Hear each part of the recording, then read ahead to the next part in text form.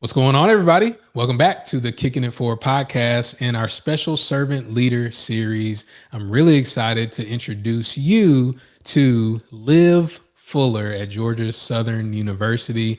Liv is somewhat of a reality TV person. She loves those, loves documentaries. And Liv, how you doing? How you feeling today? I'm doing great, feeling great, blessed, living the life. Hey, I love it. Like I always say, living the dream where every day is a holiday and every meal is a feast. Absolutely. So before we get into the meat of it, Liv, I have to ask, you talked about reality TV before we started recording. Just give the folks really quick, what's one of your favorite reality shows to watch? Oh yes, before we got the interview started, I definitely was talking about Love Island. I mean, Love Island was definitely had its moment in our generation, and I think it definitely has blown up. But I've been a fan for a couple years now. Actually, I've always loved Love Island before it even blew up on the internet. But that's got to be in the top three. But I think Netflix does a really good job with their little reality shows as well. So, but Love Island would have to be my favorite. Love Island. All right. Well, we'll go into the interview with that. I personally have never seen Love Island. I've heard of it, but Okay. never seen it before. So I'll be sure to check that out. So you are one of our servant leaders. Congratulations Thank on you. that. And I want to ask you, what does servant leadership mean to you specifically, Liv? So that's a funny question because actually I have a leadership and organizations class. So we often talk about servant leadership and kind of like the characteristics of servant leadership. And I think that it honestly just like is exactly who I strive to be as a person. I say it really like exemplifies my character and my personality and who I am. It means a lot to me just like to put others before my own needs and just to be the light in other people's lives. I feel like that's something that like I really strive to be is like, kind of the sunshine on like a rainy day for real. But yeah, it just really means a lot to me. I love just, making people smile, making people laugh. So yeah, it's an honor to be, titled a servant leader this year. That's awesome. And putting others first, Liv, is not a natural human thing. You know what I mean? So where did that come from? Who helped shape that in your life? Definitely just my family and how we've grown up. My parents have always been the same type of like they've always raised me to put others before me. We were always the house, like when I was younger, my friends would come over to my house, my parents would be the drivers, they take us somewhere, they drop us off, we'd have the sleepovers and stuff like that. So my family, I have a huge family. My dad's one of five siblings. So I've always grown up in a big family, had a lot of cousins. So we've always, you've always just been family oriented. Like we've always like cared for one another, look after one another. So I feel like that kind of really just helped me develop it and as more of a mindset to like real life situations. Like, yeah, of course you want to put your family like, first. Obviously, I love them, but like as well as a teammate and as just a person, like, a natural human being, I feel like that, like, my family really just solidified that characteristic for me. That's great. I always say that the person that we are is because of who raised us. And so Absolutely.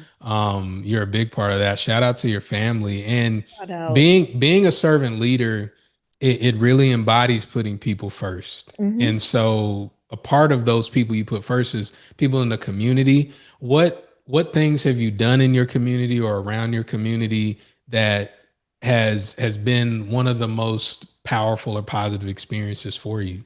Oh, we do a ton in our community here at Georgia Southern, which I absolutely love. One of my most favorite things that we've done so far is just our camp.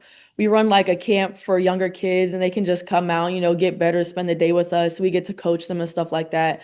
And some of those girls that we've met from the camp have been like become almost friends. Like we see them out in the community. Statesboro is such like a small little city, so we see them at the grocery store. I saw the girls at the fair the other day with my teammates, and like it's such a family feeling. Like, they come running up to us, they give us a big hug, they want to take pictures. We know their family, like we know their parents and everything.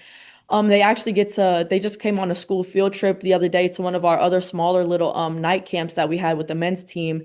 And just seeing their faces light up when they see us just like melts my heart and makes me so happy. It's just like so inspiring for us that we get to like be role models. And I remember being in their shoes when we were younger, just wanting to take pictures with all of them, all of like the older girls and all the older basketball teams. So yeah, it really means it's so special to just see the smiles get so big when they see us, and it's just an amazing feeling. Yeah, that's great. I can imagine how great that would feel. And a part of being a servant leader is more off the court than it is on the court.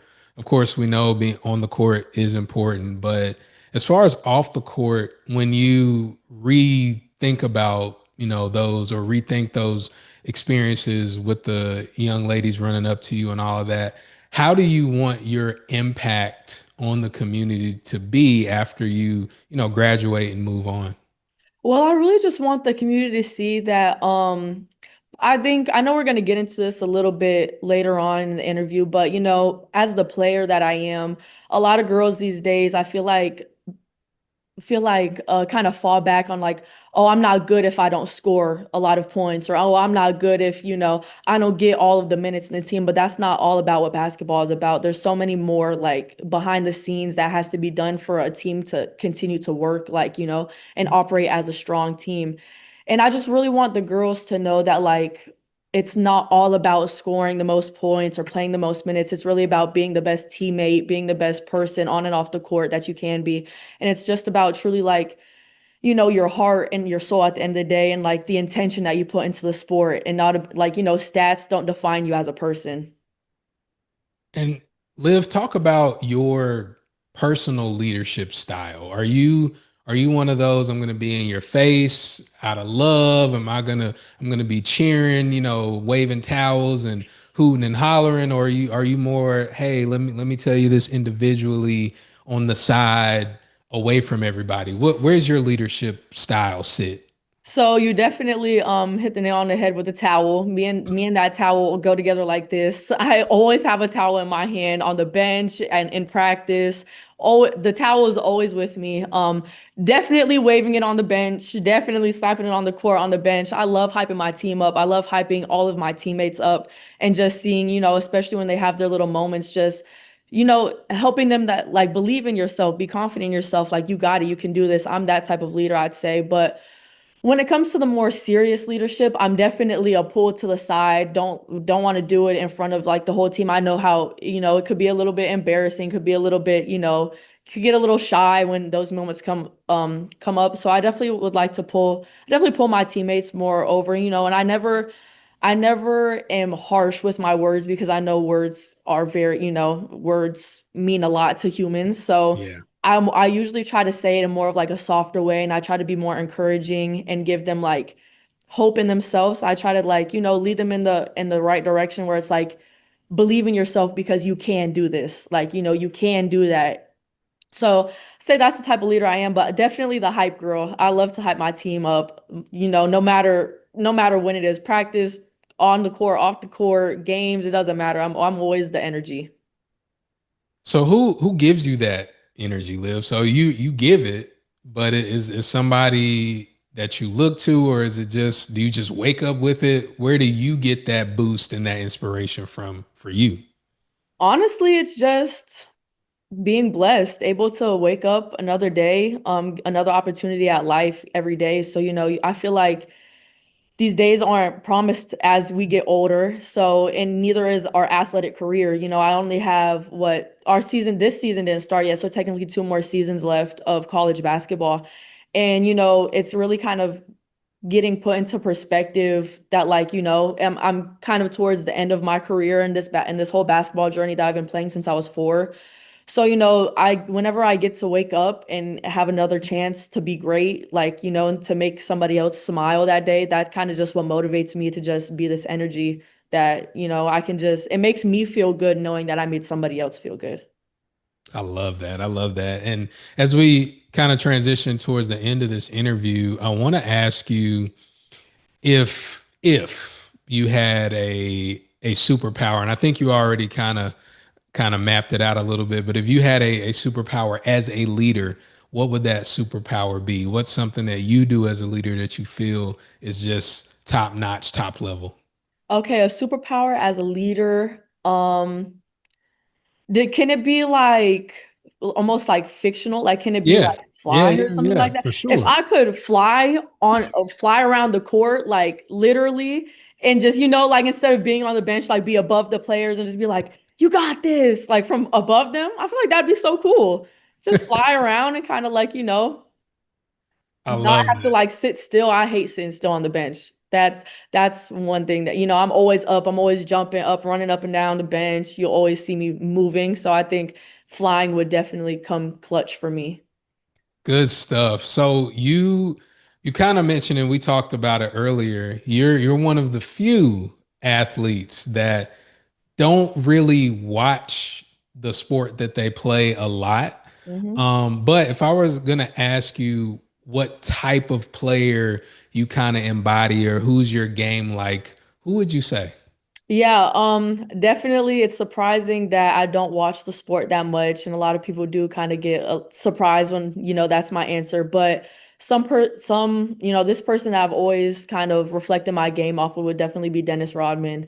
I feel like his games where he can get 20 rebounds and 2 points are kind of the exact type of person that I could be. Not saying that I can't score. I definitely believe in my capability of scoring, but I just prioritize the dirty work more than the points, I'd say.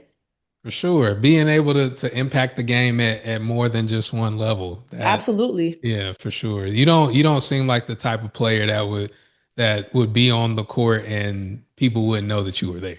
Oh no, yeah, you could I that's one thing I do love about my game is you can feel my energy when I'm on the court, whether it's just by my communication, my flying around, rebounds, I'm always whenever I'm on the court, I'm giving my 100% all at all times. Got that. And last question before we get you out of here, Liv. You're going to do great things in life, continue to beyond basketball and in your life. If you had a dream team, like 5 people that could be your leadership advisory team, who would those 5 people be? So yeah, that's definitely a tough question because there's been so many inspirations in my life. Definitely a lot of leaders that I've come across in, my almost 18, 16, 18 years of basketball. But I think it all comes down to kind of the roots of where I started, which was definitely my dad. My dad was, my coach growing up and was just like the person who really taught me my game that, I who I am to this day. So he definitely be number one draft pick for sure. So I'd say my dad.